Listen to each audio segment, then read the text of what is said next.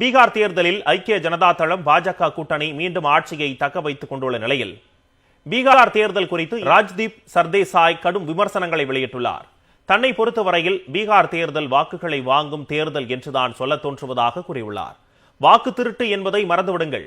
நீங்கள் அதை வாங்க முடியும் பொழுது வாக்குகளை திருட வேண்டிய அவசியம் என்ன வந்தது என்று வினவியுள்ளார்.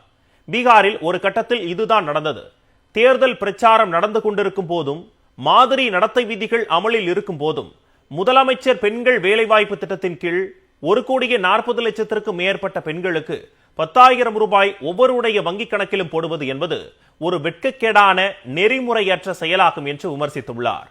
முற்றிலும் பலவீனமான சமரசம் செய்யப்பட்ட தேர்தல் ஆணையம் இது நடப்பில் இருக்கும் திட்டம் என்று சில மேற்கோள்கள் காட்டி தெரிவித்ததை சுட்டிக்காட்டியுள்ளார். தேர்தல் அறிவிக்கப்படுவதற்கு சில வாரங்களுக்கு முன்பு தொடங்கிய பண பரிமாற்றங்களின் ஒரு தொடர்ச்சியான திட்டம்.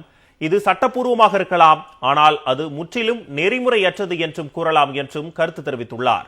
10,000 ரூபாய் பெண்களின் வங்கிக் கணக்குகளில் செலுத்தப்பட்டது தேர்தலுக்கான போனஸ் என்றுதானே சொல்ல வேண்டும் என்றும் ராஜ்தீப் சர்தேசாய் கூறியுள்ளார்.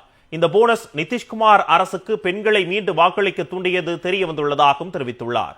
இந்த ஒரு நிகழ்வை வைத்தே பீகார் சட்டமன்ற தேர்தல் ஒரு நடந்து முடிந்த தூசி படிந்த கதை என்றும் ராஜ்தீப் சர்தேசாய் குறிப்பிட்டுள்ளார்.